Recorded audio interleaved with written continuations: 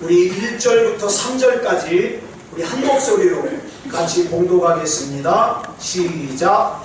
여호와의 말씀이 아미떼의 아들 오마에게 임하니라. 이르시되 너는 일어나 저 큰 성읍 니느웨로 가서 그것을 향하여 외치라.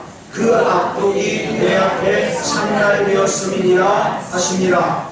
그러나 요나가 여호와의 얼굴을 피하려고 일어나 다시스로 도망하려 하여 요바로 내려갔더니 마침 다시스로 가는 배를 만난지라. 여호와의 얼굴을 피하여 그들과 함께 다시스로 가려고 배삭을 주고 배에 올랐더라. 아멘. 기도하겠습니다. 사랑의 아버지 하나님, 하나님께서 우리를 여기 모아주시고 이 세대에 믿음다운 믿음을 지켜갈 수 있도록 인도해 주시니 감사합니다. 하나님 맡겨주신 사명 잘 감당할 수 있게 해주시고 하나님의 음성 잘 들을 수 있게 해주시옵소서. 이 시간에도 이 말씀을 통하여 우리가 지나간 한 해를 돌아보고 새로운 한 해를 결단할 수 있도록 인도해 주시옵소서. 모든 것을 우리 주님 앞에 맡겨드리오며 그리스도 예수님의 이름으로 감사하며 기도드렸사옵나이다. 아멘. 자, 우리 같이 인사 나누겠습니다. 한 해 동안 수고하셨습니다.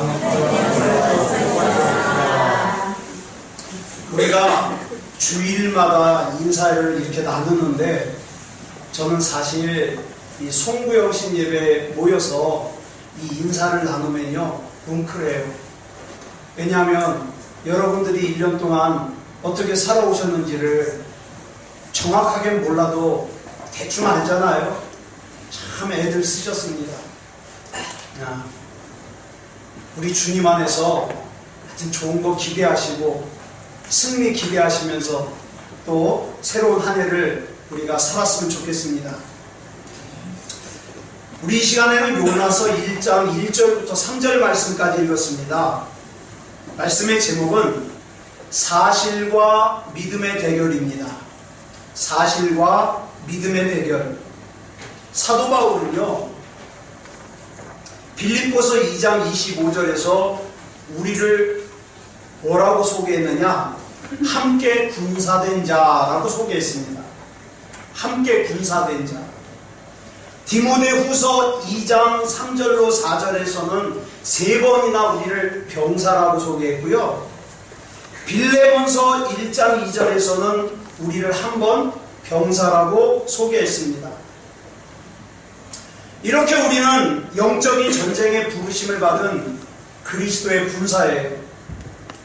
그렇기 때문에 군사인 우리에게는 반드시 이 영적인 전쟁에서 승리해야 되는 사명이 있습니다. 이겨야 돼요. 여러분 질병과도 싸워서 이겨야 되고 여러분 앞에 있는 문제와도 싸워서 이겨야 돼요. 왜? 그것이 물론 나를 위한 것도 되지만 하나님의 영광도 되거든요. 우리 군사예요. 이겨야 돼요. 그래서 이 영적 전쟁에서 승리하기 위해서 우리 먼저 이 전쟁을 어떻게 하는 건가? 이건 좀 알아야 될 필요가 있습니다. 전쟁이 벌어지면요, 전쟁이 벌어지자마자 총 들고 나가서 싸우는 게 아니에요. 단계가 있습니다. 처음에 전쟁이 벌어지면요, 대포부터 쏩니다. 대포부터. 더 넓은 지역에는요, 비행기가 떠가지고 막 폭탄을 쏟아내려요. 그래가지고 폭격을 합니다. 그 비행기가 폭탄을 내리고 나면은 대포로요, 그래도 적들이 많이 있을 만한 곳에다가 또 막 포를 쏴요. 그런 다음에 이제 저항할 힘이 많이 약해졌다. 그때 이제 군인들이 총 갖고 가는 거예요. 만약에 그러지 않고 처음부터 총 들고 싸우는 보병을 갖다가 쏟아보내면요, 대부분 다 총에 맞아서 죽거나 다치거나 그러죠. 그래서 일단은 대포로 적진을 무력화시킨 다음에 그 다음에 이제 총 들고 가서 싸워야 돼요. 여러분, 이게 우리 영적인 전쟁도 마찬가지입니다. 무조건 달려들면 안 돼요. 무조건 달려들면 시험 들어요. 우리 주님은 우리에게만 싸우라고 맡겨놓고 뒤에서 뒷짐지고 구경만 하시는 분이 아니에요. 예를 들어서 우리가 아직 예수님을 구주로 영접하지 않은 누군가에게 복음을 전하려고 생각했어요. 영적 전쟁해야 돼요. 영적 전쟁을 해야 되는데 그냥 대뜸 가가지고 전도하면은요 상처받기 십상이에요. 어떻게 합니까? 먼저 대포를 쏴야 돼요. 대포가 뭐냐? 기도입니다. 기도. 하나님, 아무개의 영혼을 하나님께서 잘 반직해 주셔가지고 복음을 잘 받아들일 수 있도록 만져주시옵소서. 대포를 쏴야 돼요. 그런 다음에 그 사람에게 복음 들고 갔을 때에 성탄절날 말씀드린 것처럼 전도지 놓고 간 사람하고 싸우려고 교회 갔다가 어떻게 해요? 3번 만에 은혜 받고 예수님 만나고, 그죠? 그렇게 변하는 거예요. 근데 전도만 그런 게 아니에요. 문제도 마찬가지예요. 저와 여러분 앞에는 여리고성이라고 하는 문제가 도사리고 있습니다. 홍해라고 하는 문제가 도사리고 있습니다. 이 문제 해결하려면 어떻게 해야 돼요? 먼저 대포부터 쏴야 돼요. 기도의 대포부터. 이 기도의 대포라는 것이 불신자들의 눈에는 참 우습게 보이고 왜 저 짓을 할까 이상하게 보이지만, 그러나 사실은 이 기도의 대포라는 것이 문제를 해결할 수 있는 큰 능력이에요. 그런데 오늘 본문인 요나서를 보면 우리가 잘 알고 있듯이 요나가 처음에는 하나님께서 니느웨로 가서 하나님의 말씀을 전하라 그랬더니 요나가 불순종해요. 왜 불순종했을까요? 본문 2절에 그 이유가 나와요. 같이 읽겠습니다. 시작. 너는 일어나 저 큰 성읍 니느웨로 가서 그것을 향하여 외치라. 그 악독이 내 앞에 상달되었습니다 하십니다. 요나가 하나님으로부터 보내심을 받은 이 니느웨라는 곳은요, 이 당시가 지금으로부터 약 2770년 전인데, 이 당시에 이 니느웨는요 고대 세계에서 가장 강력한 나라인 아수르라고 하는 나라의 수도예요. 그래서 여러분, 지금으로부터 2770년 전에 이 도시에 60만 명이 살았다. 대단한 거예요. 대단한 거예요. 이 니느웨가 아수르라는 나라의 수도인데, 기록에 보니까 이 아수르라는 나라는요 굉장히 잔인한 민족이에요.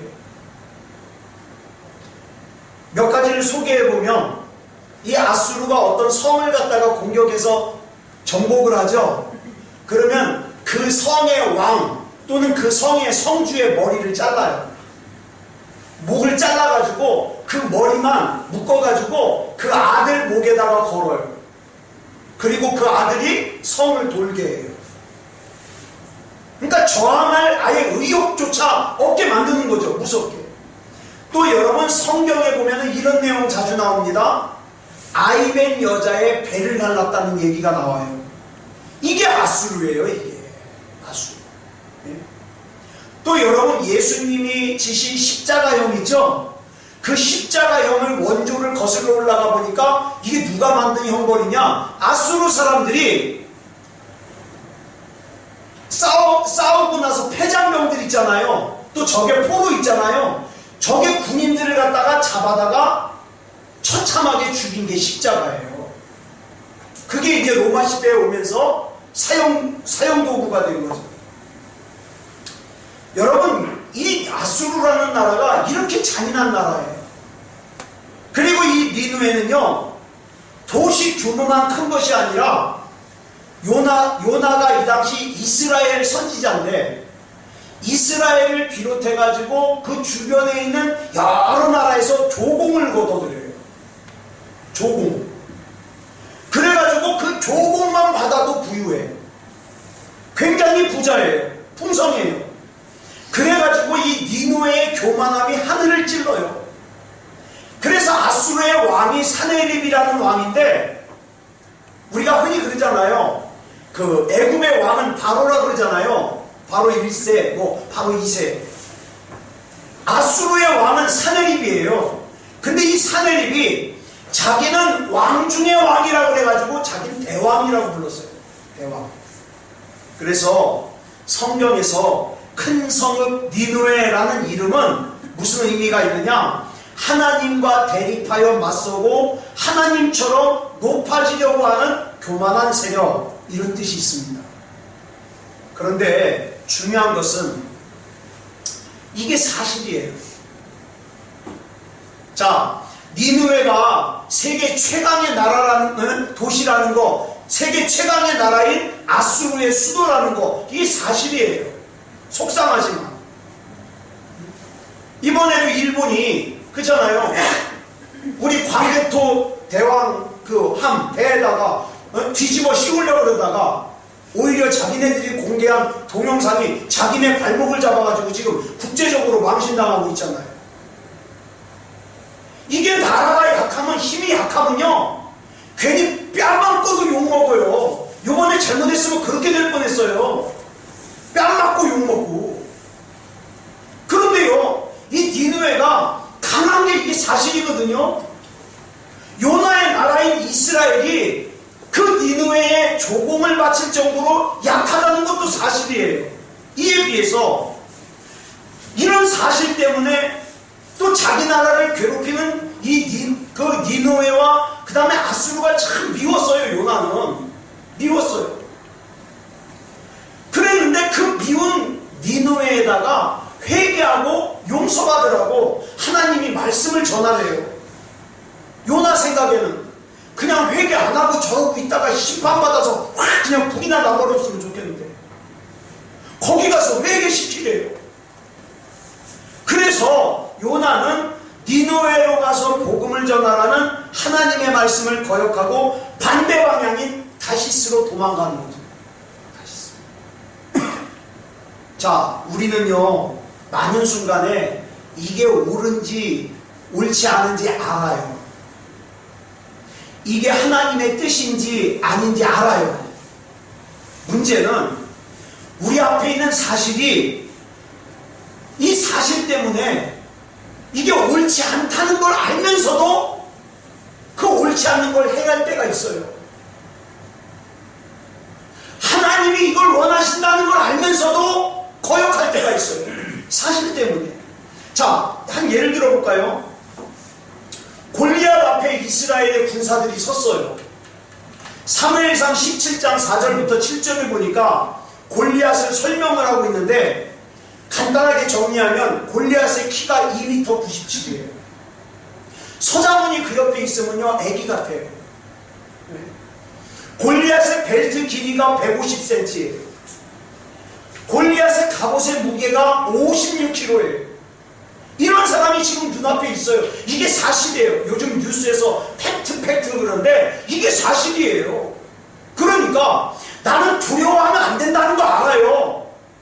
나는 하나님 믿고 쟤네들은 하나님 안 믿는 민족이니까 쟤네들 앞에서 내가 두려워하면 안 된다는 거 알아요. 근데 사실은 두려운 거예요.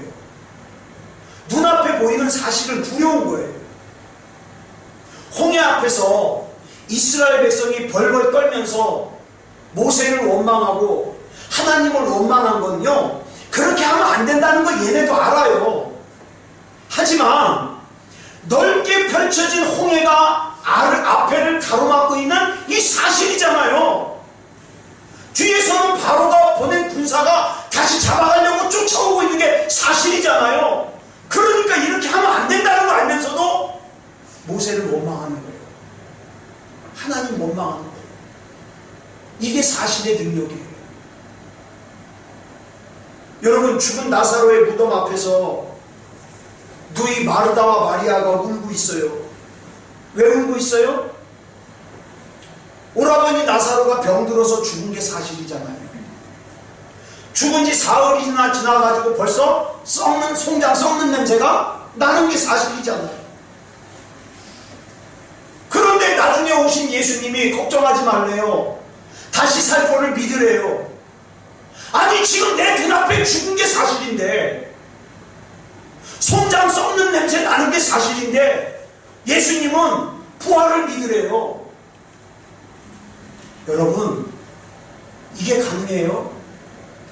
지금 내 두 눈과 내 코로 확인하고 있는 거는 나사로가 죽은 게 사실이고 송장 썩는 냄새가 나는 게 사실인데, 그 앞에서 부활을 말씀하시는 예수님 앞에서 그렇게 하면 안 된다는 거 알아요. 예수님 원망하면 안 된다는 거 알아요. 예수님을 믿어야 된다는 거 알아요. 그렇지만 사실이 지금 죽어 있잖아요. 그러니까 마르다와 마리아는 오라비 나사로가 다시 살 수 있다는 믿음을 가질 수가 없는 거예요.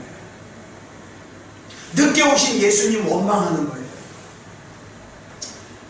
갈릴리에서 풍랑을 만난 예수님의 제자들이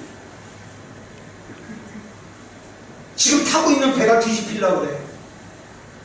이 제자들이 예수님, 왜 우리가 죽게 된 걸 돌아보지 않으십니까? 소리를 질렀어요. 왜요? 예수님께 이렇게 하면 안 된다는 거 알아요. 이렇게 믿음 없이 소리 지르면 안 된다는 거 알아요. 그렇지만 풍랑으로 인해서 지금 자기네가 죽을 것 같은 게 사실이거든요. 우리는 광야에서 이스라엘 백성들이 툭하면 하나님과 모세를 원망했다고 그랬죠. 그럼 우리는 그래요. 쟤네들 왜 이렇게 믿음이 없을까? 아니요. 배고파 죽겠는데 먹을 게 없는 게 사실이거든요. 목이 말라 죽을 것 같은데 마실 물이 없는 게 사실이거든요. 이처럼 정리해 볼게요. 지금 현재 있는 그대로 내 눈에 보이고 내 귀에 들리고 내 손에 느껴지는 사실은요, 우리를 두렵게 만들어요. 야, 내가 10년 뒤에 어떻게 살지? 내가 또 내년에는 어떻게 살지? 두려워요. 현재 나에게 돈이 없다는 이 사실이 두렵고요. 현재 내 몸이 아프다는 사실이 두렵고요. 지금 내 인생이 사방으로 우겨쌈을 당한 것 같은 것이 사실이거든요.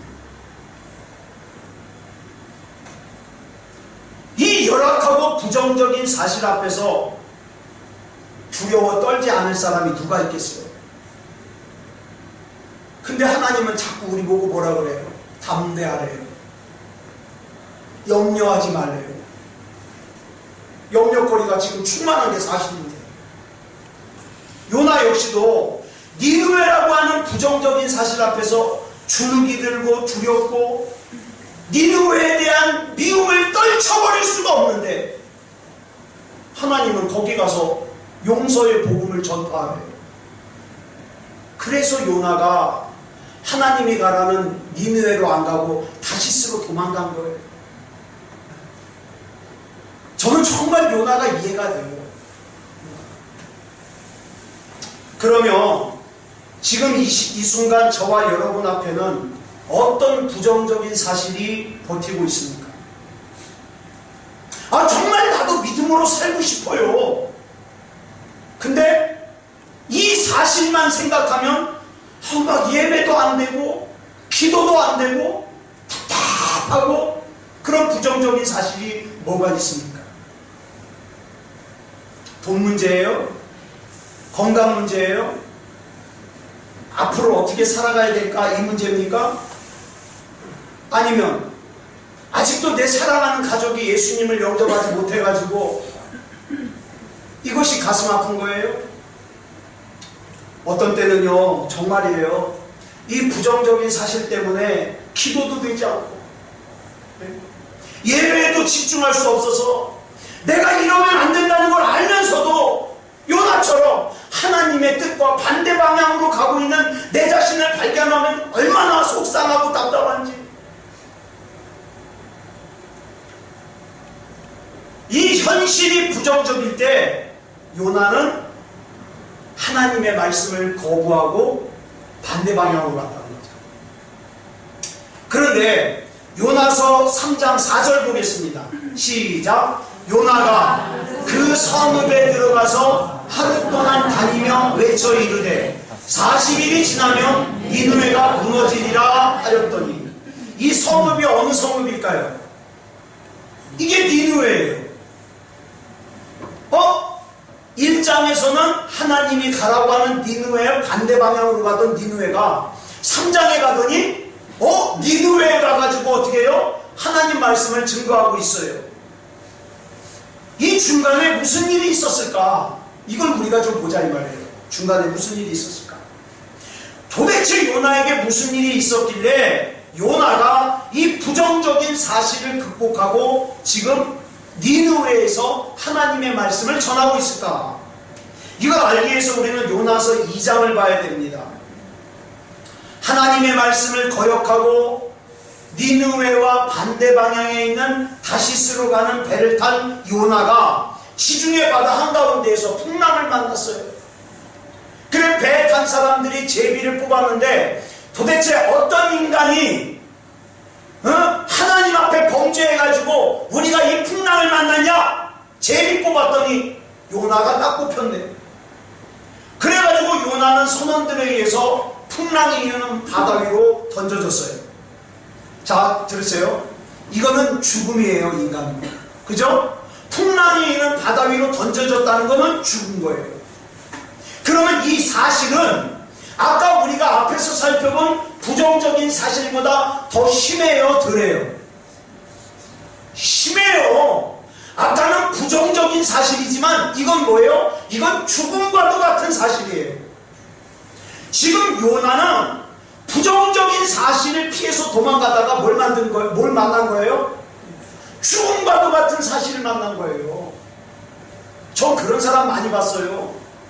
좀 하나님 앞에 빨리 깨닫고 순종하고 하나님 말씀대로 살았으면 저 꼴 안 당해도 되는데 왜 그렇게 버팅기다가 그렇게 힘든 꼴을 당하는지 참 안타까울 때가 있어요.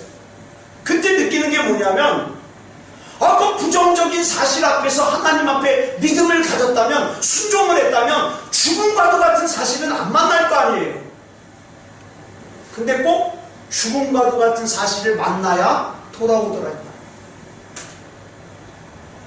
니느웨라고 하는 피하고 싶었던 부정적인 사실보다 더 엄청난 풍랑, 물고기 뱃속이라고 하는 죽음과도 같은 사실 앞에서 요나가 살아났어요. 근데 볼까요? 뭐가 요나를 살렸는가? 요나서 2장 9절을 보니까 우리 같이 읽어볼까요? 시작! 나는 감사하는 목소리로 주께 제사를 드리며 나의 서원을 주께 갚겠나이다. 구원은 여호와께 속하였나이다 하니라. 여기 보니까 요나가 하나님의 구원을 감사하고 찬양하고 있어요. 그런데 웃기는 게 뭔지 아세요? 물고기 뱃속에서는 그 다음 구절에서 나와요. 그 다음 10절 볼까요? 시작! 여호와께서 그 물고기에게 말씀하시매 요나를 육지에 토하니라. 즉 9절의 이 감사하는 기도는요, 물고기 뱃속에서 나와서 감사한 게 아니라 물고기 뱃속에서 감사한 거예요. 물고기 뱃속에서 칠흑같이 깜깜하고 냄새나고 숨을 쉴 수 없을 정도로 답답하고 고통스러운 물고기 뱃속이라고 하는 죽음과도 같은 사실 속에서 기도를 하는 거예요. 근데 이 죽음과도 같은 사실에서 요나가 굳게 잡은 게 있는데 그게 뭐냐? 그게 믿음이에요. 그 요나의 믿음이 요나서 2장 9절에서 표현되고 있는 거예요. 네 가지로 정리할 수 있어요. 내가 하나님께 감사를 드리겠나이다. 내가 주께 제사를 드리겠습니다. 내가 주께 나의 소원을 갚겠습니다. 나의 구원은 여호와께 속해 있습니다. 이걸 요약하면 이거예요. 나는 지금 이 지중해 바닷속 물고기 뱃속이라고 하는 이 죽음과도 같은 사실 가운데 있지만 내가 믿는 하나님께서 나와 함께 계시면 나는 이 죽음과도 같은 사실 속에서도 다시 살 수 있음을 믿습니다. 요나의 고백이에요. 그렇다면 여기서 말하는 믿음이 뭘까요? 여러분, 우리 교회 다니면서 믿음 그러는데 믿음이 뭐예요? 나 하나님 계신 거 믿어. 이게 믿음이에요?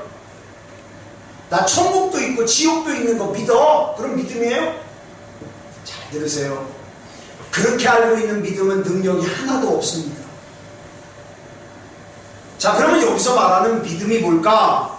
창세기 28장을 보면 야곱이 형인 에서가 받아야 될 아버지의 축복을 가로채고 형의 보복이 두려워서 자기 집인 부엘세바에서 800km 직선거리로 800km나 떨어져 있는 외갓집 하란으로 도망을 가요. 하란으로 도망을 가다가 90km쯤 떨어진 누스라는 곳에서 길바닥에서 하도 피곤해가지고 길바닥에서 돌 하나 놓고 베개 삼아서 잠을 자고 있었어요. 그런데 12절을 보니까 꿈에 땅에서 하늘까지 닿는 사닥다리가 다 연결이 되더니 천사들이 오르락 내리락 하는 게 보이는 거예요. 그리고 이어서는 13절부터 15절까지 하나님께서 야곱에게 약속을 하십니다. 이 약속이 뭔가 한번 우리 같이 읽겠습니다. 좀 길지만 시작. 또 본즉 여호와께서 그 위에 서서 이르시되 나는 여호와니 너희 조부 아브라함의 하나님이요 이삭의 하나님이라.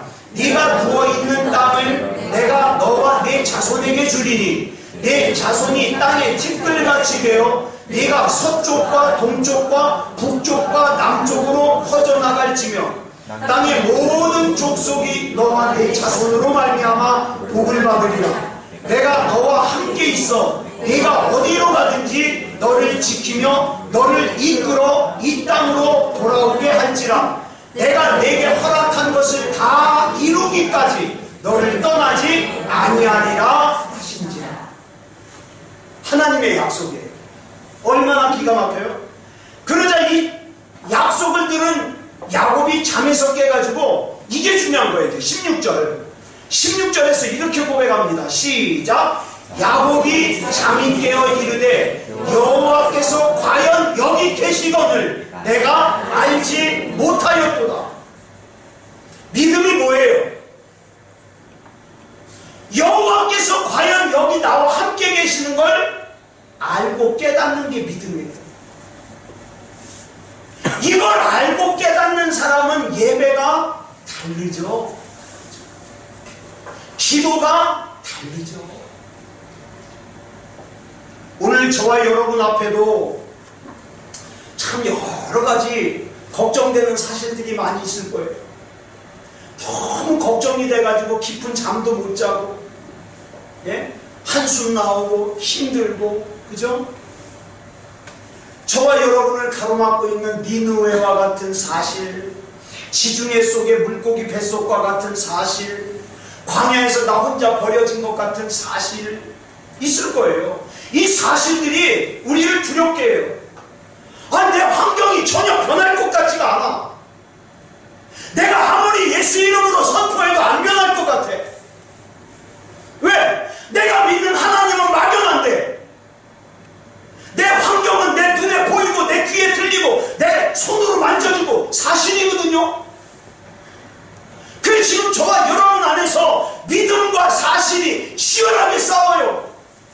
사실은 뭐라 그러는지 아세요? 야, 아무리 기도해봐라 이 사실이 변하나? 믿으면 된다? 지금 싸워요. 근데 사실이 이긴 사람들은 어떤지 아세요? 아유, 기도하면 뭐해? 똑같을 거예요. 지금 여러분은 뭐가 이기고 있습니까? 기도가 이기고 있습니까? 사실이 이기고 있습니까?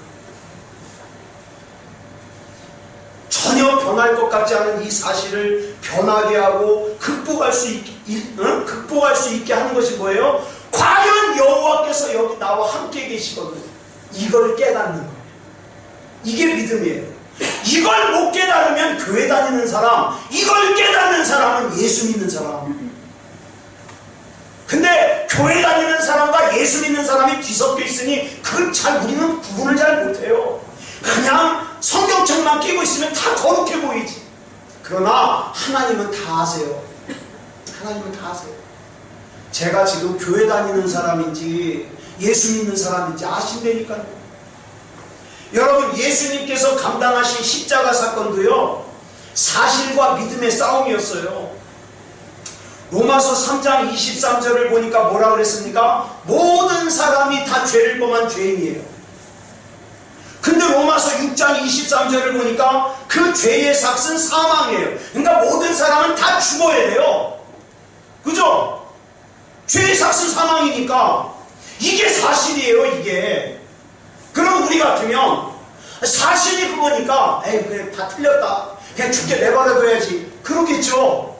그러나 예수님께서는 친히 십자가를 지시고 내 인생 가운데 세워져서 다 죄를 지어서 다 죽을 수밖에 없는 사람들 사이에 높이 들린 뭐가 되셨어요? 노뱀이 되어주신 거예요. 그래서 이 노뱀을 보기만 하면 다시 살리라.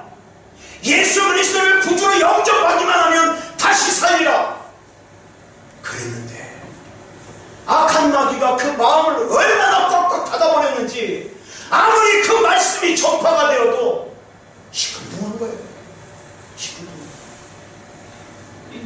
여러분, 지금도 사실과 믿음이 싸우고 있어요.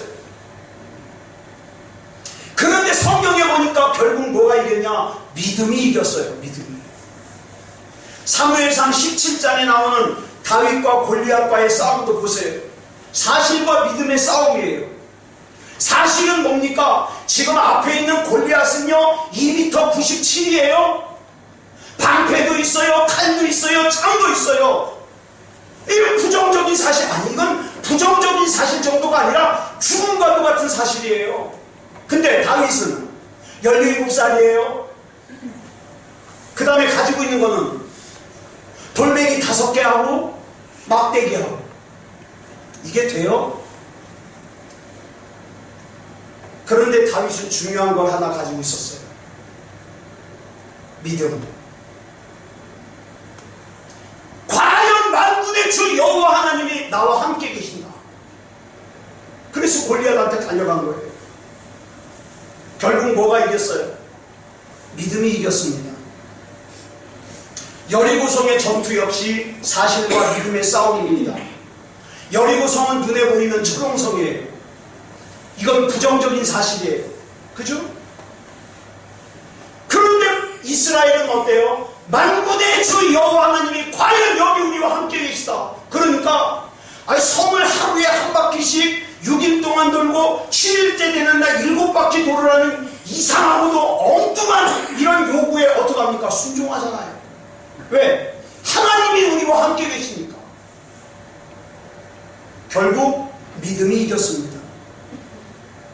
여러분, 지금 저와 여러분 안에서도 사실과 믿음이 치열하게 싸우고 있어요.